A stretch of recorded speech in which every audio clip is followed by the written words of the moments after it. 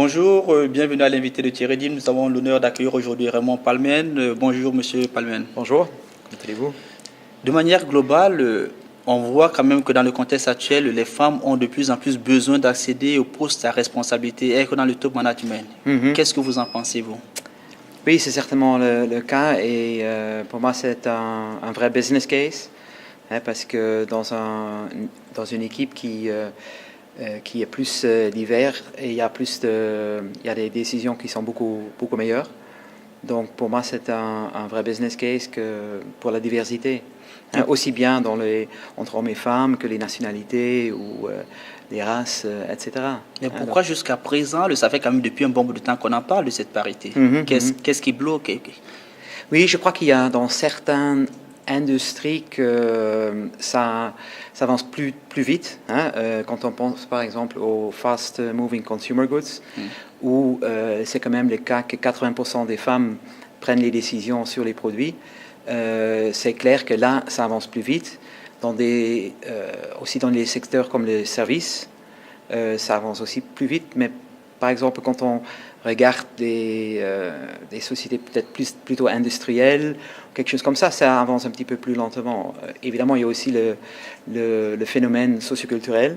Donc, dans certains pays, ça avance plus vite que d'autres. Donc, il y a pas mal de choses qui influencent. Est-ce que d'après vous, suivant les orientations, on trouve plus d'hommes et plus de femmes, c'est ça? Oui, je crois que dans certains secteurs ou certains pays, il y a un retard qui est très clair. Est-ce que c'est aussi dû au fait que les hommes n'acceptent pas les femmes dans des conseils d'administration, par exemple? Donc là aussi, je crois que ça dépend beaucoup de la personne. On parle par exemple de unconscious bias. Donc il y a certains hommes qui ne se rendent pas compte de ce phénomène-là et qui choisissent quand même un homme, mais c'est peut-être inconsciemment aussi. Mais quelque part, il y a quand même certaines fonctions où on peut se dire c'est mieux d'avoir un homme qu'une femme. Une femme qu'un homme? Oui, je dis, et vice-versa. Et vice-versa. Oui, non, certainement. C'est-à-dire, au-delà du fait qu'on en parle, à certains moments, on se dit, pour ce poste, on préfère peut-être avoir une femme que d'avoir un homme. Oui, et donc c'est pour ça que parfois il faut aider aussi les managers et on peut les aider par exemple de mettre des quotas ou des targets, c'est comment on veut les appeler, mais je crois qu'on a besoin des deux. On a besoin d'un changement d'attitude, mais on doit aussi forcer l'attitude. Quand on parle de changement d'attitude, pour la grande majorité des ressources humaines, c'est quand même des femmes qui les dirigent. Par exemple, c'est une... Donc, elle devrait quand même être plus ouverte à recruter également des personnes de sexe féminin. Oui, c'est vrai qu'on trouve souvent les femmes plutôt dans les fonctions que dans le marché. Et des ressources humaines, c'est souvent un secteur où il y a pas mal de femmes qui travaillent et aussi qui ont des jobs avec certaines responsabilités.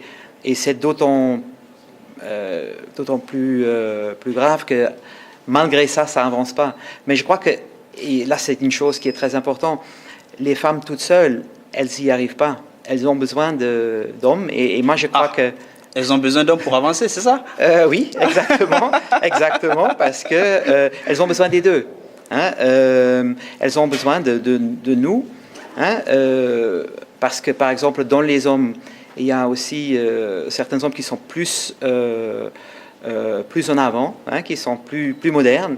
Et je crois que c'est très powerful. Je ne sais pas le mot en français maintenant, mais c'est très powerful quand un homme influence un autre homme aussi.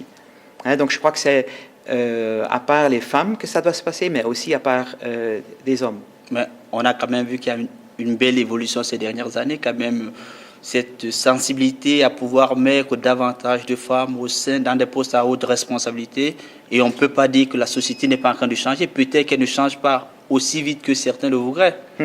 Non, je crois que vous avez tout à fait raison. Mais par exemple, aujourd'hui, il y a plus que 50% des universitaires qui sont des femmes. Entre-temps, il y a quand même en Europe 30% seulement qui sont dans des positions de management qui sont plus hautes. Aux États-Unis, c'est un petit peu plus haut, c'est 40%. Et quand vous regardez les board members, donc là, on parle vraiment de 10% de femmes en Europe et 15% de femmes aux États-Unis. Donc il y a un grand chemin encore à faire. Et je sais que, par exemple, certaines femmes se battent aujourd'hui et qui me disent je me bats plus pour moi-même, mais je me bats pour mes filles. Et ça montre comment ce processus de changement prend vraiment du temps. Alors, je pense que c'est la vraie phrase. Je ne me bats plus pour moi-même, mais je me bats pour mes filles. C'est avec cette petite conclusion que nous allons remercier M. Palmer pour ses éclaircissements. Et nous vous donnons rendez-vous très prochainement avec un nouvel invité. Au revoir. Merci.